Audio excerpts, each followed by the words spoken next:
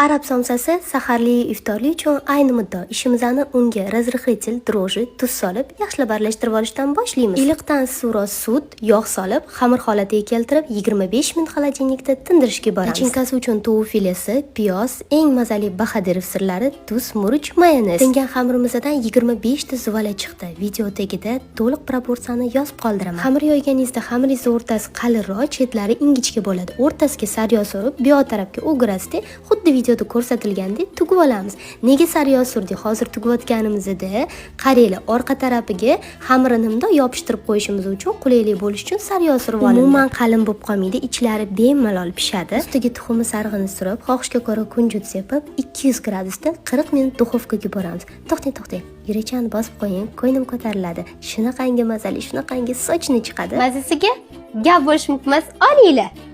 Bir dona taom pishirib, 30 dan ortiq sovg'alarni birga ega bo'lish xolismi?